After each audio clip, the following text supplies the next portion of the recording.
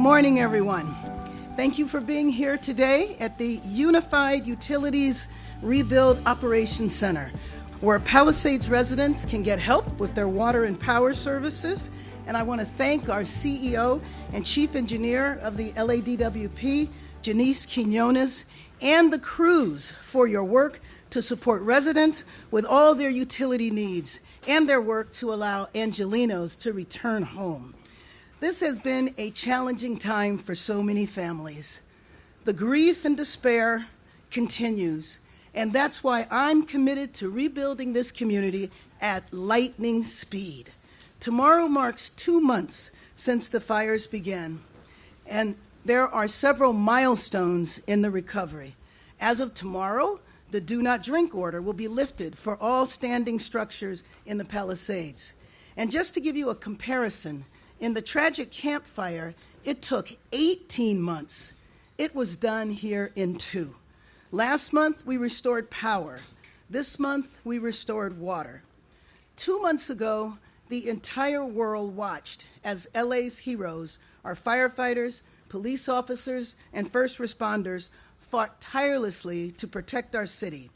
And 2 months since we have launched the largest disaster recovery operation in the history of the city of Los Angeles.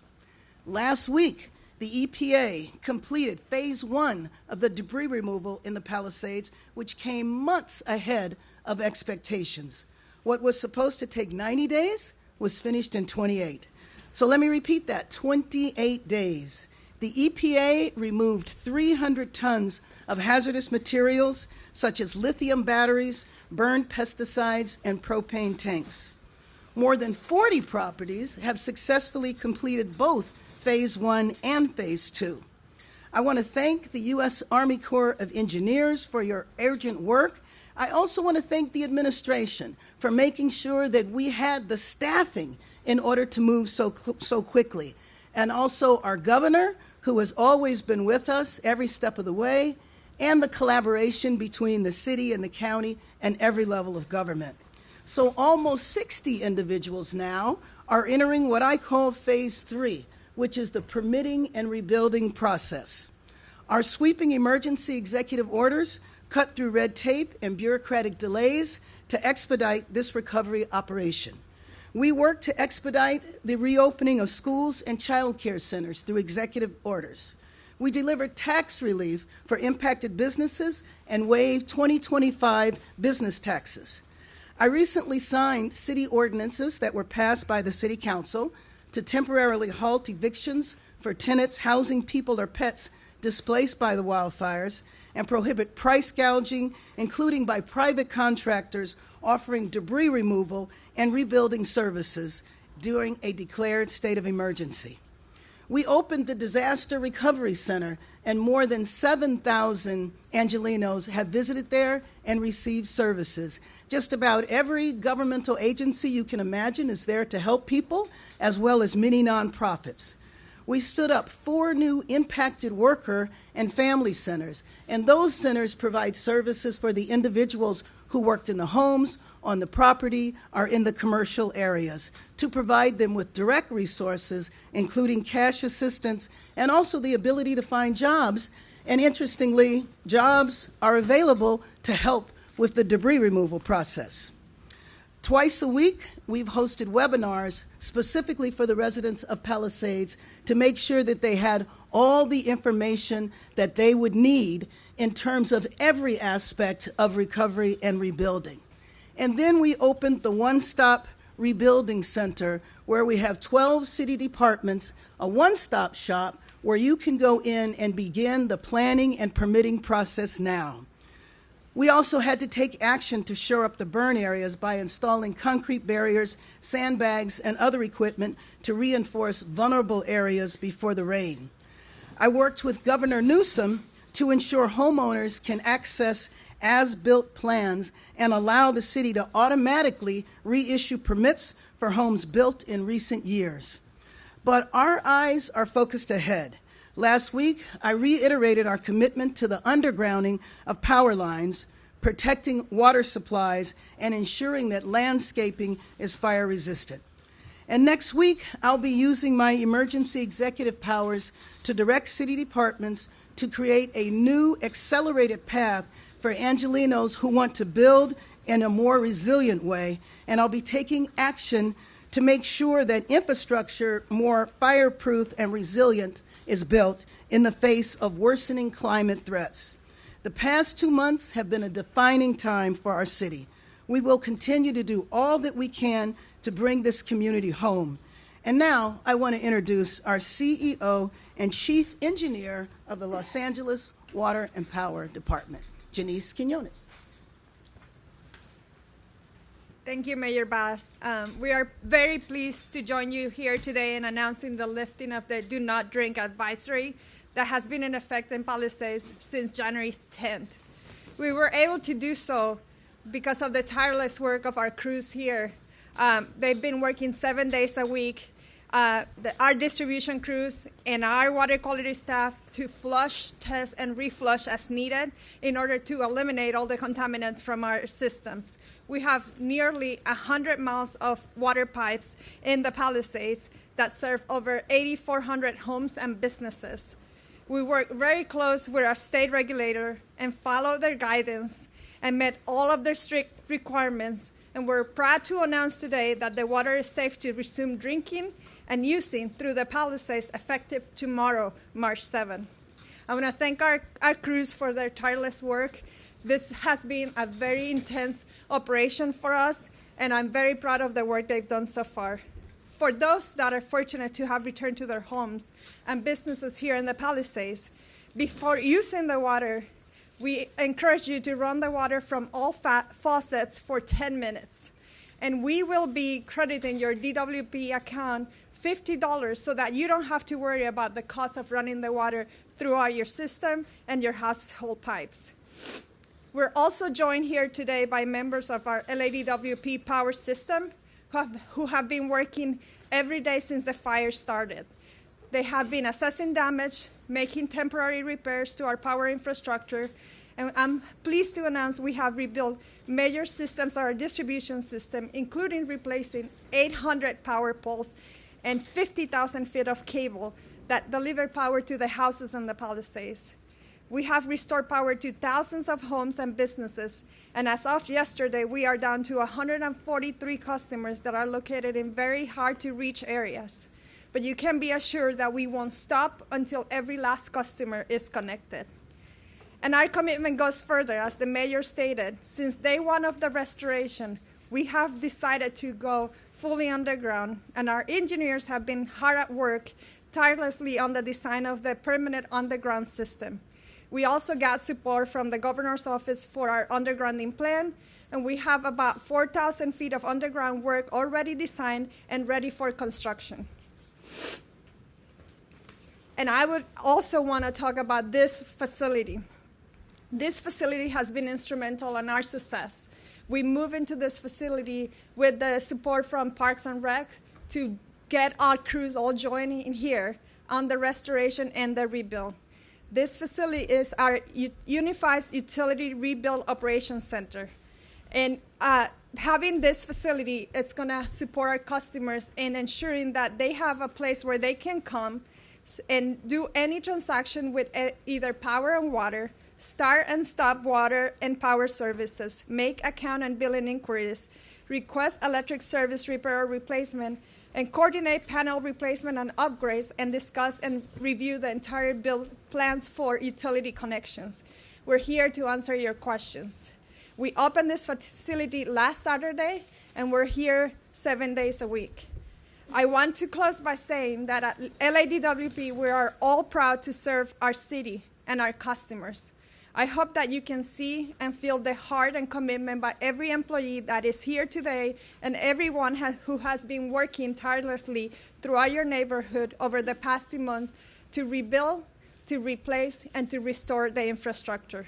We are deeply committed to helping to rebuild a very resilient Palisades. We are LADWP, we are from LA, and we are for LA. Thank you.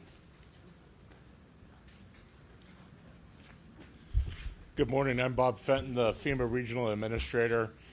and appreciate the opportunity to be here today to talk about the progress we've made over the last 60 days. It's really been a partnership of not only local, state, federal government, but working with nonprofits, private sector to get to where we're at today. FEMA's approved over $83 million of assistance to individuals. In addition to that, SBA has approved over $1.4 billion for residential and businesses. I urge individuals to continue to apply to our program if you've been displaced. The date to complete your registration is by March 10th. We continue to evaluate the need to extend that registration period. But of the 11,655 residential structures destroyed between both fires, over 10,000 residents have applied to assistance. That still leaves 1,000 homeowners out there that have not applied to assistance. So I encourage you today, if you've not applied, to apply. Even if you're insured, apply. We could help those that are underinsured. We could also help you with rental assistance if you've been displaced, or as you exhaust your alternate living expense, if you're insured, we can help you after that period. So please continue to apply to FEMA for assistance. As the mayor said, we've made a tremendous progress in starting to remove not only the household hazardous materials, but the debris from both fires.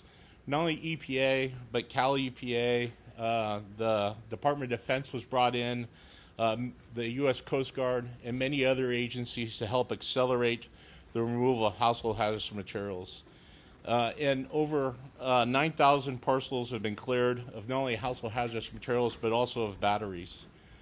We still have some more properties to clear that were deferred because we weren't able to access them. So now the Corps of Engineers is working to make those properties safe, and have already removed almost 50% of the material from those properties that is household hazardous materials or batteries.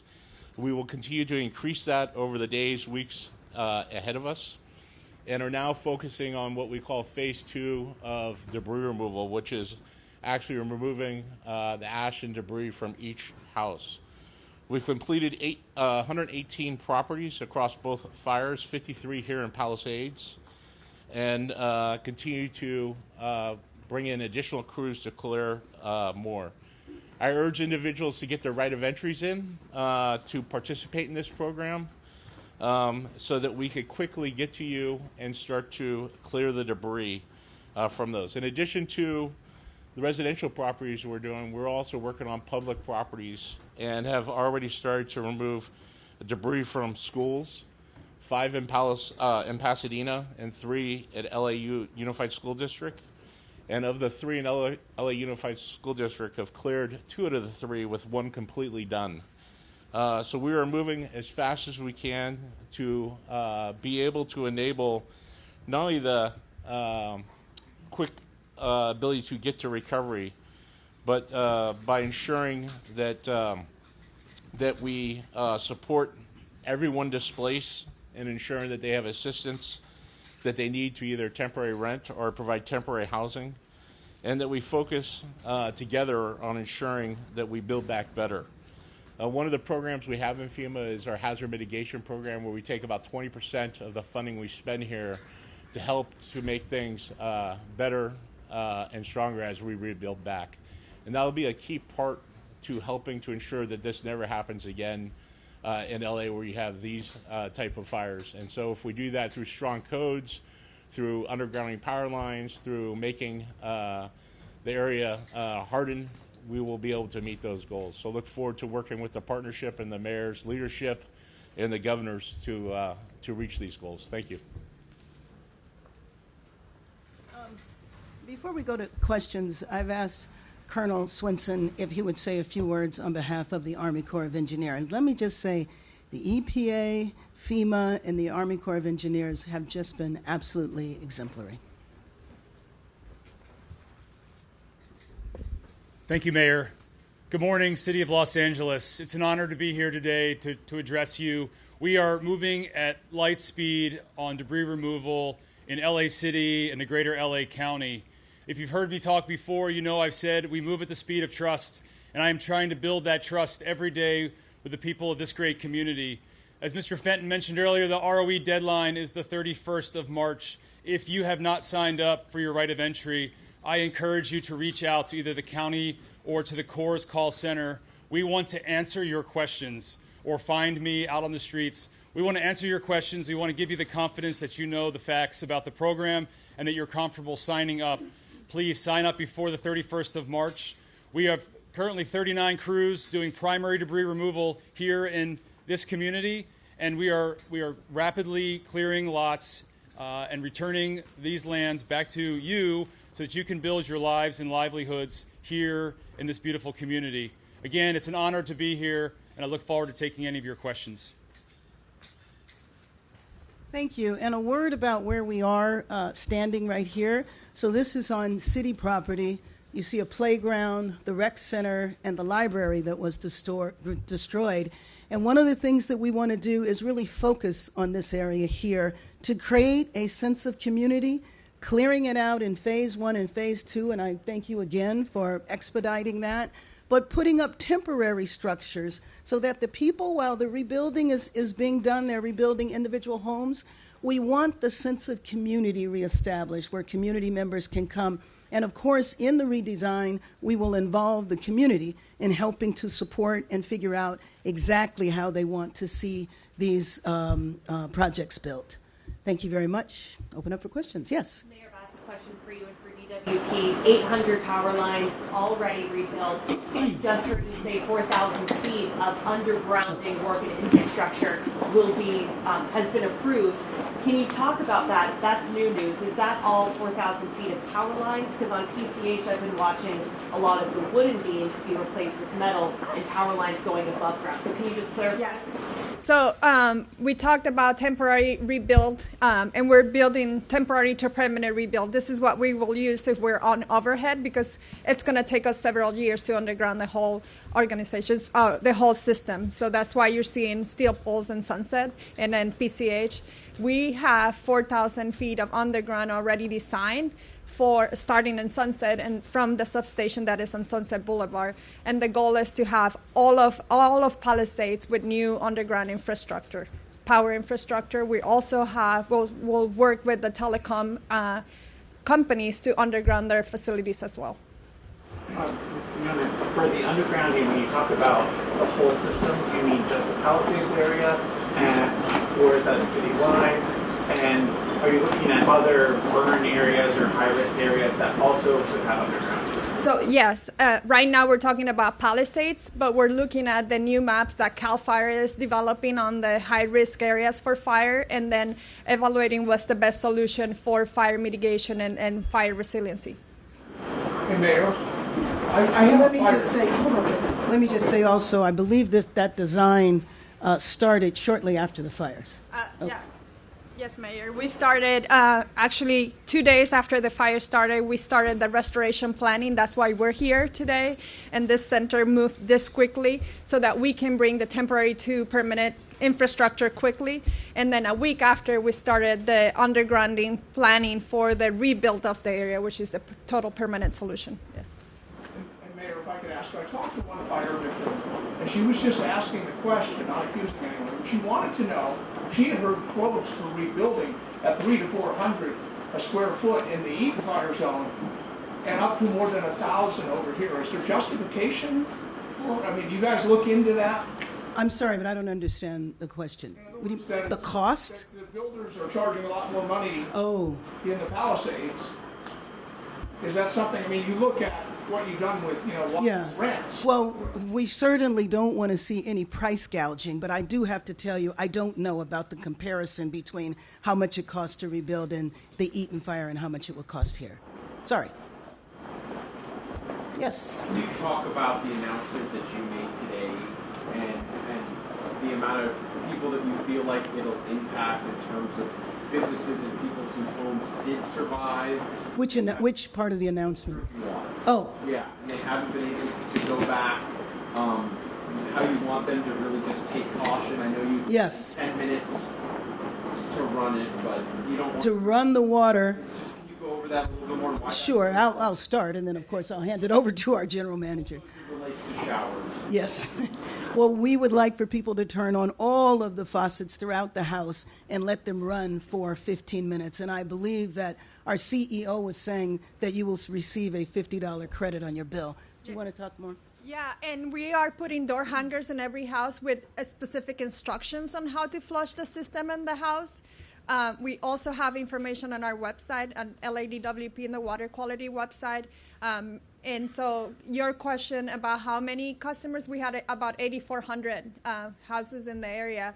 And we lifted about 4,000 last week, so we lift the next level now this week. Is that the question? Are there any areas that still have the do not drink? No, everything will be lifted. We have areas where we would have to put temporary infrastructure because we still have some flushing to do, but it's so limited that we're able to put temporary pipes and feed the houses from that area. But this is a very dynamic process, right? And so our water quality team is not leaving this area. If the customers still have concerns, they can always call us and we can test at their houses to ensure that they feel comfortable about the water quality results. But we have been sharing the water quality results on the website as well. And as far as hot showers, I know that when you heat up the water, there was we talk about that. Everything is back to normal once we lift. It's like nothing is damaging the system and no more contaminants on the system. On that same note, the running the water 10 minutes before, is it just one time or is it every time they're going to come in the shop? No, just one time because we flush the system all the way to the meter, and then what we're trying to flush is from the meter into the house infrastructure. Once you flush it and the water comes clear inside your infrastructure, we know the water from the meter is clean, so you're good to go. And to follow up on the undergrounding of lines, up in Northern California, PG&E is now going through the huge task of trying to underground everything, and a lot of the customers up there are seeing their rates skyrocket because of that, and the cost is now falling on customers. How much do you think this is going to cost LADWP, and where will that funding come from? Yeah, we are, costs continue to be the question that everybody's asking. I've seen anything from $1 million a mile to $4 million a mile. We are constantly looking at different funding mechanisms and how we can lower the cost for our customers on the impact of undergrounding, and that's why we have to do targeted undergrounding based on the risk that we're facing in the area. And Palisades, obviously, we know it's now a high-risk area for wildfire, so it's worth the investment here. So in the end, it will fall on customers, though, likely in their rates? We're trying to find different funding mechanisms, including grants and federal funding for climate resiliency upgrades, some FEMA dollars. And yeah, there'll definitely be an impact to the rates, but we don't know what that is yet. Mayor Bass, I'm trying to get some clarity on after-action reports. What after-action reports are happening right now? Who's leading those investigations? And specifically, what report did Kristen Crowley refuse to take part in? Sure.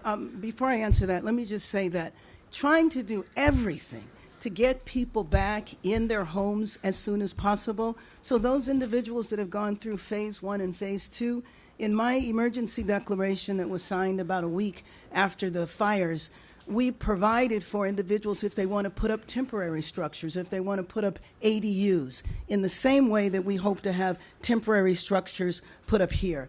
The after action, it was ordered by the Fire Commission. The Fire Commission then is now developing a contract independently, but they'll be working with the fire department to do the after action. What I believe the chief was saying, and one thing is that as far as I'm concerned, a decision was made. The council reaffirmed that decision. We have a new fire chief, and it's time to move on.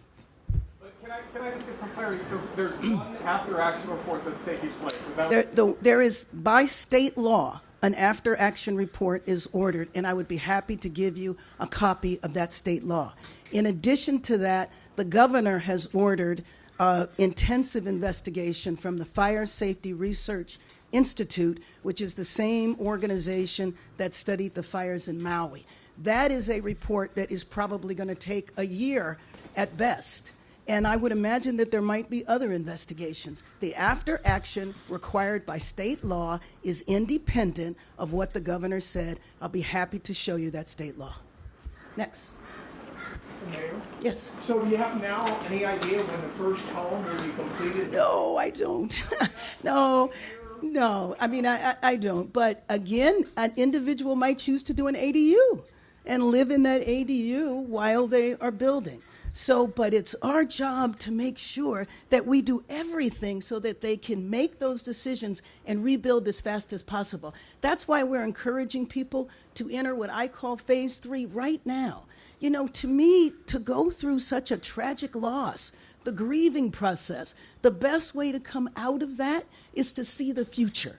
And so our one-stop rebuilding center, where we are expediting things and want people to go through the planning process and permitting process, in some cases as fast as 30 days. To me, that's a way of restoring the hope, getting people focused on the future to deal with the traumatic grief that I know has taken place from families that have lost their homes. Are you guys satisfied with the amount of people who have opted in? And if you want to... I won't be satisfied until it's 100%, because I really worry about those individuals that haven't opted in, what's going to happen to their property. Now, I also worry about the individuals that have opted out, because I think people are finding that that is not as easy as they thought, to go hire people independently, and then where are they going to dispose of the debris? So it's more complicated, and we have spoken to a number of individuals that pursued debris removal on their own, and I think that some of them probably, if they had to do it over again, would have opted in. And again, I just want to, you know, congratulate the exemplary work of the Army Corps, FEMA, and EPA. And it's because the administration gave us so many resources. You know, one thing that I know is beginning to happen now is that families that have survived other fires have formed support groups, and they're talking to the individuals that and the families here. And they are seeing the comparison, because we're really moving with lightning speed, and we want to keep that up. Thank you. Some new emails have been released showing that some of your aides were warned of the conditions on January 3rd, were sent an email by the Office of Emergency Management, and that those emails were not passed on to you, which then you had gone on your trip to Africa. Your response to that, should your aides have notified? Well, let me just tell you that I don't think it's appropriate to talk about personnel issues or how that will be dealt with internally in my office. But what I will reiterate is a decision has been made and was affirmed by the City Council. We have a new fire chief that I hope you get a chance to know, and we are moving forward in the city. Thank you very much, everyone. What does accountability look like within your own team? Were you warned of what your staff were? Let me just say, I'm not going to get into personnel issues. Accountability is extremely important, and my office leads with that. Thank you.